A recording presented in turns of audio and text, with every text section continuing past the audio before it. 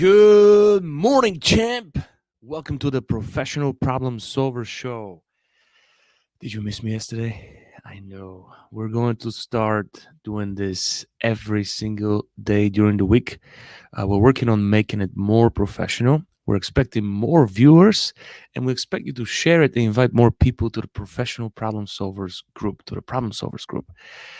So we could share more solutions to more important problems. But thank you so much for joining the show this morning. Today, we're going to talk about metamorphosis, about becoming the best version of you, becoming the top producer, becoming the best of the best, no matter what field you're in, what area you're trying to achieve your dreams. Today, we're going to talk about how do you become that top producer, that best version of you. So, as I mentioned earlier, uh, one of the most interesting processes in our lifetime that we are able to observe and learn from is the metamorphosis, becoming a butterfly, right? So, I love implementing that in my training when I teach my students and when I consult my clients. So, in the beginning, it all starts with a vision. We want to become something, we want to change our identity. We don't want to stay on the same level. We want to grow and we want to um, achieve success, right? So, it starts with the first stage of metamorphosis where we have the inception, that feeling of starting new things. And as human beings, we're all good at that. I mean, some people need some help to start, but most people who want to become something, most people who have ambition, usually have a very strong first phase of inception. So they can visualize and see the end result very clearly. Those people have no problem starting things, but everyone meets the second phase, and this is inevitable. I just had a conversation with my dad yesterday, and we were talking about business, and we were wondering, why do people fail in business? Because 95% of businesses fail, and it's not that the other 5% don't fail. All businesses fail in the beginning, but the ones that actually survive the second phase of development, which is called deception, are the ones that end up thriving at the end, right? The ones that survive the second phase, which is the phase where things are not so beautiful, things are not as you expected, things get hard, circumstances arrive, things that you didn't plan show up. The worst things that could happen in any business or any development or any process always happen in the second step, the step of deception. That's when most human beings try to quit. That's when most human beings decide that it wasn't for them. That's when most human beings give up on the dream. So, as long as you are committed to the end result, to changing the identity, to becoming the best version of you, to becoming the top producer, and survive the second stage of deception, you will move into the third step, which is called transformation. And once when you're in transformation, you have already surrendered your original identity. You are becoming what you designed to become, what you designed to become. You are becoming the best version of you. You are becoming the top producer you always wanted to be, but you still need to learn and develop yourself. You still need to gain experience and become an expert. And if you commit to the third stage of transformation, which is the stage of patience, the stage of development, the stage of humbleness, the stage of learning, you will eventually get to the final phase, which is the identity state. So I wanted to start with metamorphosis because it's so incredibly important for any development, no matter what you're trying to do. And a lot of students are asking me, how do I become a top producer? How do I get to the level where I constantly dominate, where I don't have any competition, where the second guy doesn't even think about competing with me, how do I become that person? So, in order to become a top producer, there are several things that top producers do that average producers or people with poor results don't do. And today, what I want to do in the next 20 minutes is share with you some of the things that top producers do. As a top producer myself, I'm going to share some of my routines, and I'm also going to share observations that I've collected from hundreds of top producers from different industries. So pay attention, take some notes, and implement the things that I'm going to share with you. The first thing that I want to focus on is that top producers are always committed to growing their business. So if you are in business, or and this is really not just for business, if you're in sports or no matter what field you're in, if you're not planning on growing, if you're not planning on building relationships and thinking long term, you will never become a top producer. So, top producers avoid activities that don't generate business and don't help them grow. So, literally, they filter activities that help them grow, help them achieve the identity stage, help them become top producers, and everything that doesn't, they feel that it's a waste of time. So, sometimes people can get offended when top producers tell them that would be a waste of my time, and it's not thing to be offended about. It's just incredible level of focus. So top producers are always focused on growth. That would be the first thing you would like to write down. uh, I need to focus on growth. Growth is senior to everything else, right? So in order to focus on growth, you got to be able to constantly do the easy things. This is the biggest difference between successful people and average people. Successful people are focused on daily routines that are very easy to execute, and usually average people underestimate. So if you do those daily routines, eventually you're going to arrive at incredible results. Einstein said the greatest discovery in our world, in our generation, in our um, lives is compound interest. So that's what successful people and top producers are focused on: investing in easy things that are generating success, investing in planting seeds for the future, and doing those things religiously every single day. So be productive, let go of things that are distractions, and also get other people involved. One of the things that top producers do is they're constantly searching for mentors, constantly searching for advice, constantly searching for solutions to problems. For example, salespeople. There are two types of salespeople: transactional, relational, progressive, and comfortable. So I guess that's four types. Well, there are several types, but I always split them on two types, right? So um, progressive and comfortable. I believe I was a progressive salesperson, which means if I get an objection, if I lose a deal, if I get rejected, I don't point the finger at my client or my manager, but I point the thumb, and I realize that I've done something wrong. I've turned off the client for some reason because they came in to buy and they ended up not buying and they worked with me. So I must have done something wrong. And instead of blaming others or using excuses, or justifying why it didn't work out, I try to extract a learning experience from each moment. So that's what a progressive salesperson does. I attacked the objection I lost to. I read everything about it. I asked people who are more experienced than me on how to handle it, how to proactively avoid it next time, so I could be prepared and never lose to that objection again. Comfortable people go to work every single day facing the same objections, and they have surrendered to them.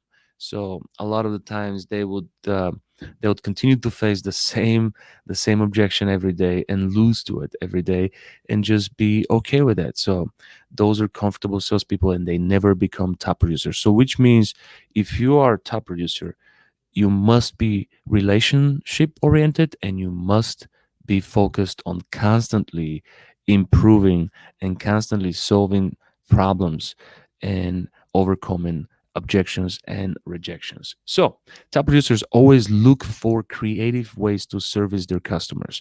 This is what makes them unique. This is what makes them different in the marketplace. So, you need to be creative. In order to be number one, you don't have to always do what the current number one is doing. So, sometimes there's an easier way. Sometimes as a lazier person, you can find a smarter way to arrive at point B, right? So customers become obligated to people who do things differently, who people who do things in a unique way that matches with the way they want to be treated. So make sure you get creative, and think of how can you become unique and successful at the same time, because that's going to attract your type of clients. So number one is to number one tip is to obviously commit to prospecting and focus on growth. Then be creative, and of course realize that in order to win in this world in 2020, you don't need too many sales skills. I mean, sales skills are fantastic, but what you need to focus on is getting attention. So obscurity is the biggest problem for anyone who wants to become the best at anything. And regardless of whether you're a salesperson or you're playing sports or you're in business or you're a doctor or lawyer, your biggest problem right now, it's not the fact that you don't have the right qualification, or you don't work for the right place, or um, you don't have the right shoes on. Your problem is obscurity. People don't know who you are, and that's my problem too. That's the reason why I do this show. I'm trying to find new people, so I'm asking you to share these videos and to also invite people to the problem solvers group, so we can connect with more people, so more people can find out about me and you. So obscurity is the musician's biggest problem, the doctor's biggest problem, the lawyer's biggest problem, and the salesperson's biggest problem, right? So how do you fight obscurity? It's by showing up. So obscurity is the state of being unknown, okay, and inconspicuous or unimportant. That's the definition of obscurity. So top producers fight obscurity every single day, which means they introduce themselves to at least 10, 15 people. They look for opportunities to show up anytime they can, on TV, on radio. So they want to be on the front line. And it doesn't matter what field you're in, obscurity is the enemy. Okay. So get attention everywhere. If you go to church, if you are a member of different organizations, if you're into charity, if you have special reasons to be in specific charity, sporting events, solve problems in the community, be involved, be active, and show up in order to fight obscurity every single day. So besides that, you will notice a pattern everywhere you go, in every business, that the poor producers, the lower group of producers are always together.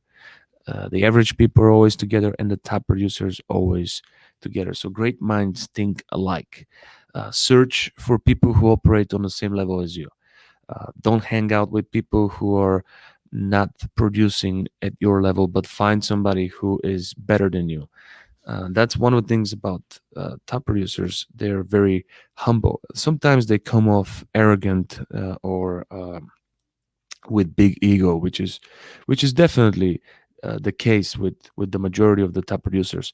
But in the meantime, they understand and realize, the true top producers, that learning never stops. So they always surround themselves with like-minded people they can learn from, and people that are exceeding their results right now, and they could potentially find the path and mimic and copy some of the ways others are being successful. So that's one of the things that top producers never, ever, ever give up on. They always continue to learn, always continue to grow, because again, grow is senior to everything with top producers. It's about capacity, it's about moving to the next level, always, always, and forever. So communicating with average people in your field, in your arena, is not recommended. Communicating with people who are not as ambitious as you are is definitely not recommended, because it's easier for you to adapt to the force of average rather than um, motivating the average to become great. It's way easier to go down than to go up. Trust me. It's the law of gravity. Okay. So, another thing about top producers, we're never, ever, ever satisfied. No matter what I do in my life, a lot of people would say, why you're constantly so intense? Like, people accuse me of being intense. Why you're so intense? Like, you've achieved so much and you have reasons to be calm and stable, and you know, there's no reason for that intensity. To me, I look at myself as a little baby. Like, I don't look back at my success, I don't look back at my achievements, and I'm always looking forward. I'm always thinking like 5 or 10 years ahead. So right now I'm in beginner stage of where I need to be, of the next level, right? So I don't look at the previous level and beat my chest and tell people what I've achieved in the past. Hey, I was a best-selling author 3 4 years ago, or I was a top producer here. I don't talk about that, because I'm a baby and I'm thinking about where I'm going to be, about the big mission, about the big plans, about the growth, the growth process. And I realized that I have so much more to learn, that I've got so many people that I need to meet that are on that next level, that I need to retire some of my connections, that I need to move on and graduate to the next level. So uh, I'm never satisfied. I'm never completely happy. Usually, when I arrive at my goal, the feeling of excitement is almost perished by the time I get it. And when I get my goal, I'm very humble receiving it, and then I move my focus to the next level.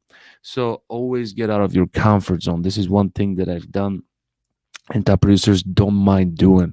I live outside of my comfort zone.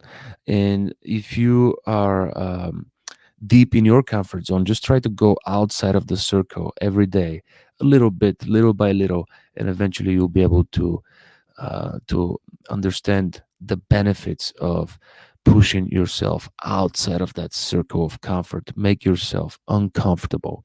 My relationship with physical pain has changed in the past year, maybe 2 years. I've done this physical fitness challenge, you may call 75 hard, which is, I believe, more of a mindset challenge rather than physical.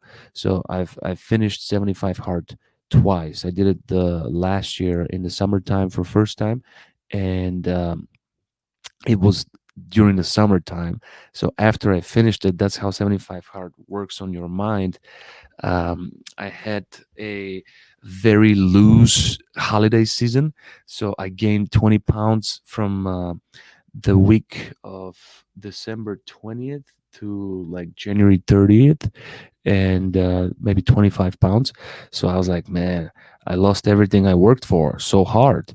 I got this little belly, and I decided to start 75 hard again on January 1st. And my inner voice suggested that maybe subconsciously I did it in the summertime because it was easier. So my mindset grew and I went outside of my comfort zone. I realized it was a bitch move to do it in the summertime. So I decided to do it in the Chicago winter. And I started the second round of 75 hard on January 1st. So I was running every day on minus 20, 30 degrees, and had a totally different relationship with cold weather.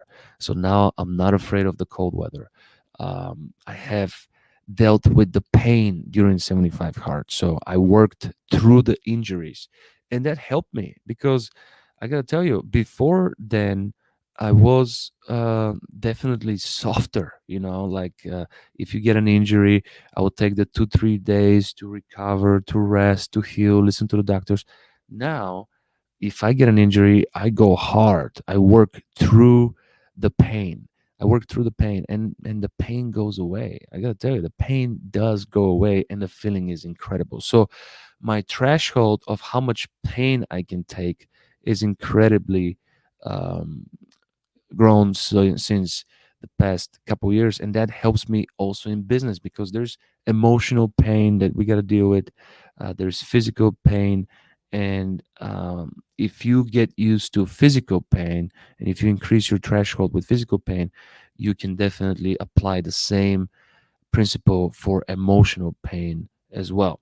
So never be satisfied, be happy but never satisfied, right? So in order to dominate, you have to constantly get out of the comfort zone, because I've been in situations where I'm very comfortable in situations where others are not, and it's because I've put myself outside of that zone many times. So compete only against your potential. I follow David Goggins, which is a pretty incredible guy, and he says once when you feel that you're tapped out, that you can't move anymore, you are at about 40%. So I believe that. I've been there, and I can tell you that's 100% true. So you can only compete with your potential. When I interview people, and especially for my company, I ask them the question, what type of person are you? Are you a do my best type, never give up, or whatever it takes? I ask those three: do my best, never give up, or whatever it takes. Which one do you think I hire? So the way I understand those three is, if you answer do my best, sorry, you can work with me. Um, if you answer never give up, you're gonna have to explain what that means to you, because I'm definitely gonna hold you to it. And when you try to give up in the second stage, in the deception stage, I'm gonna remind you of what you promised. And if you're whatever it takes, you also have to explain what that means to you, because in my company we don't do anything unethical. So your moral standard has to be very high. So when people say do my best, they definitely fail the test, and I never ever entertain working with those people, because no one knows their potential. Everyone needs a coach. Everyone needs a coach who's going to be able to see your blind spots and adjust accordingly, so you could be the best version of you. Top producers realize that they need a coach. I mean, one of my best friends in the car business is Ali Rida, the world Guinness record, the person who sold 202 cars last December in 1 month. So Ali's coach is Damien Bodro, and Ali was a phenomenal salesperson, and he got to 30, 40, 50, 60, but he needed a coach to tell him, hey bro, you can do so much more, just do this, just do that, get the uh, um, get the potential increased, right? So open up the door, create more depth. And with Ali it was very easy. All Damien had to do is just be like, hey, you can do more next month, try that next month. And it's incredible, but we all need a coach to show us what our true potential is. If you think that you know your potential and you know your threshold, you're definitely shorting yourself by at least 60, 70% minimum. So get a coach if you want to be a top producer, so you can realize what your blind spots are, and you can realize what your true potential is, right? So top producers focus on income producing activities, IPAs. That's not the beer, okay? So top producers make money with each income producing activity, not on each sale. So the way they focus is by doing the work, doing the actual work. Everybody else is trying to shortcut the process. Everybody else is trying to get to the lay down. Everybody else is trying to get to the sweet deal. Everybody else is trying to get to the easy way out. But top producers realize that if you do the work each step, and you give yourself on each step, do your best on each step, each email, each phone call, each income producing activities, they realize that they're planting seeds and they're getting paid. So here's the concept: instead of counting your sales, count your income producing activities, and reverse engineer the pay structure. So not reverse engineer, but reverse the pay. So what that means is, let's say you are a lawyer or a doctor, or it doesn't matter what you are, a salesperson, and realize what your activities are to arrive at success. When do you make a transaction? When do you get paid? So realize what leads you to get paid, and break it down on steps, and then take the full amount of money you make, or take the full amount of money you made last month, and divide it by those steps for each activity. So if you make 100 phone calls to earn $10,000, then divide $10,000 on 100 phone calls, and you realize how much money you make per phone call. So top producers really change their mind. They don't get paid per deal, but they get paid per activity, income producing activity. When you change your mind in such a way, you're going to become more productive. You're going to put in more actions. And in everything in life, it's a numbers game. The more opportunities you have, the more opportunities you close. So change your mindset. Stop focusing on the easy way to get paid, or on the easy way to succeed. You know, success is a very lousy teacher. You don't learn much from success. And focus on doing the work, doing each step. The other thing top producers do is they don't give up on people ever. They follow up on lost sales. I was one of the people that follow up on lost sales, and I learned from those lost sales, and I tried to reestablish the relationship with those people. So the way I looked at problems, period, and that's why I'm the professional problem solver, is opportunities. In the last show, I was sharing with you how to apologize to a client or to someone that you respect and love. And today, I'm sharing with you how to become a top producer. Both of those things are connected. Top producers never lose.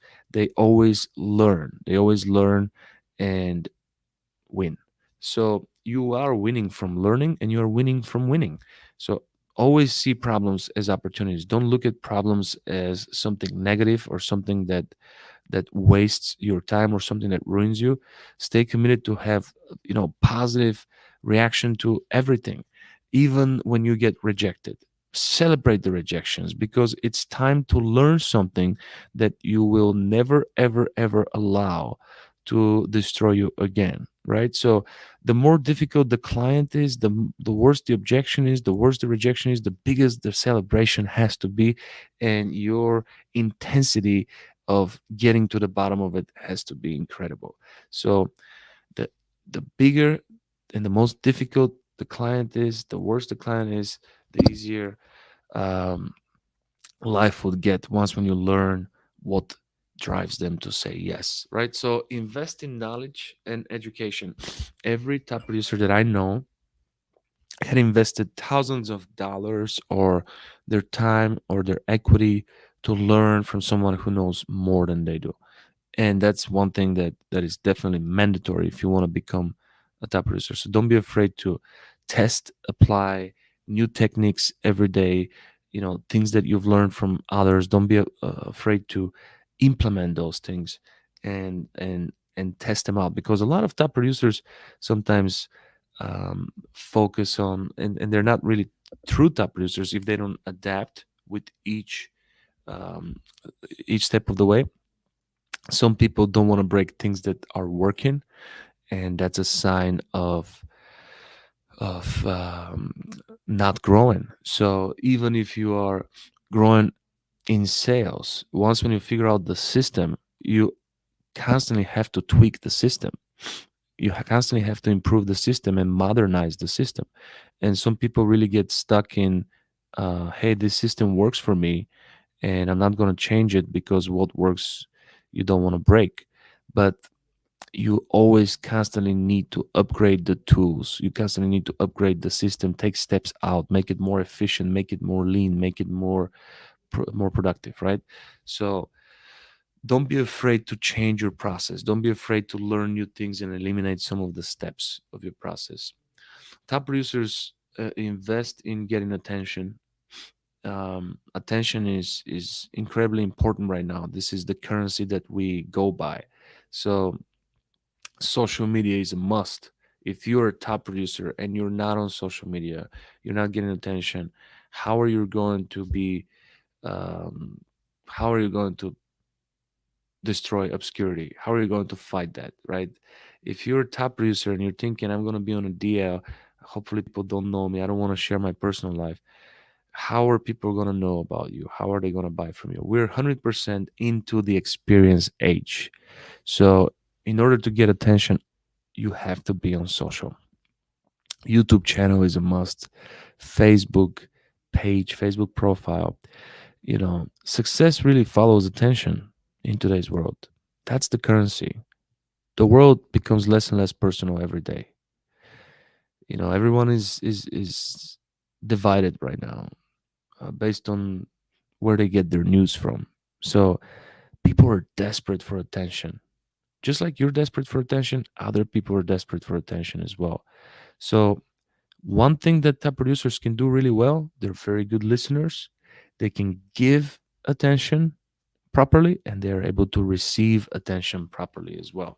So the biggest mistake that people do, period, it doesn't matter on what field they're in, what area they're trying to achieve success, is they're trying to fly under the radar. That is the biggest mistake. You have no time to fly under the radar. Life is very short. Other people don't think about you as much as you think they think about you. Once when you realize that other people have their own problems and they're not focused on your mistakes 24/7, you'll be okay with your mistakes. So the biggest fear in today's world is the fear of other people's opinion. This is a new fear. I mean, it's been around for um, hundreds and thousands of years, but because of social media, that fear now is fear on steroids, right? So fear of that, fear of public speaking, fear of other people's opinion now is climbing fast to the number one spot. People are just frozen when it comes to other people's opinion, the way they're going to be judged and destroyed on social media, right? So don't worry about that. It doesn't matter that much. I mean, you depend on other people, but their opinion is temporary. People will forgive you and will forget.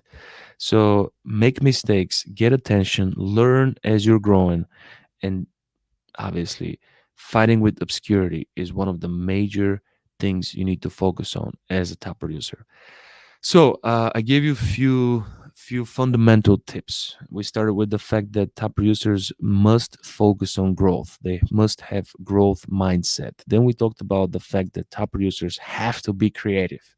They have to be unique and different. So they have to be mavericks. They have to be um, trailblazers in a way. Try to figure out new ways to dominate. We realize that top producers and people who want to be the best in their arena have to fight obscurity on daily basis, and they have to fight it 10 times stronger than the average people, right? And then we also talked about the top producers never stop learning and they focus on finding great minds that think alike and people who are on the next level, people who are on the next step, so they can learn from their mistakes and implement some of the things that made those people successful. Then we talked about the fact that top producers are constantly running away from the comfort zone and they're never satisfied with their achievements. Because if you get satisfied with your achievements, if you take a little break and slow down and start beating your chest about your recent success, then success dies. Listen, success is something that happens in the present. It doesn't happen in the past, and it doesn't happen in the future. Success is something that is happening now. And if it's not happening now, you need to go back to work so it starts happening now, right? So top producers focus on income producing activities, and they don't look at the end result as the main event.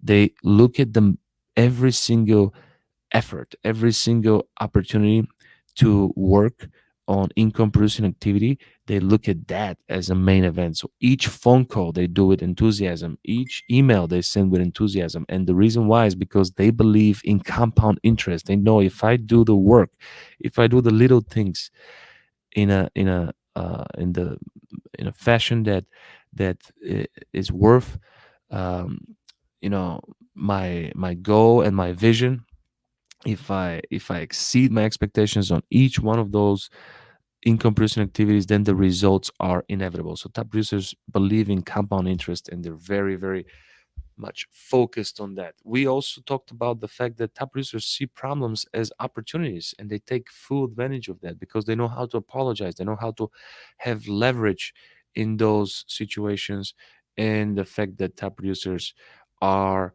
focused on education. So I want to finish this with a really great system that I want to share with you. Okay, kind of explaining how to fight obscurity, how to get attention, and how do people get connected to us. All right, so I want you to write this down if you're watching this. If you want to set the bar really, really high, right? Set the bar really high, and then exceed the expectations of people who show up. You need to understand that perception drives the expectation. So perception is something that you could create, and that's creating the expectation. So you have the first right to build the perception, which is going to create the expectation in the customer's mind or the person that you are targeting, right? So you have the right to build the perception, you have the right to build the expectations, you have the right to open up. And if you do a good job, the perception that you create is going to develop the expectations. The expectation drives the opportunity. The expectation creates the opportunity. So you must be very, very clear on building the expectation and communicating that expectation as soon as possible with your client, and leave no margin of doubt that the expectation is solid. So the expectation drives the opportunity faster if you're following, right? The perception that you build creates the expectation drives the opportunity, and the opportunity drives achievement. So it starts with the perception. The perception builds the expectation, expectation pushes the opportunity, opportunity turns into the achievement. Once, when you have achievement, the more achievements you have, the more perception you opportunities for perception you can create. So here's how this looks in real life. And that's why I have 2,000 testimonials with clients who have purchased from me.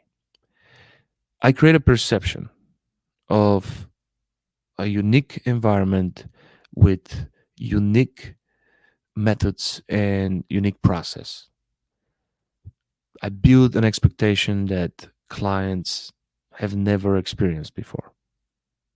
They find it interesting. They arrive and they experience the expectation. Because they do that, they give me an opportunity to earn their business. Once, when I earn their business, I have an achievement. Once, when I document that achievement and the person confirms on meeting the expectations that I created, then that achievement creates a new perception for a new customer. So work on that, make it a great day, be the best version of yourself, and become a top producer.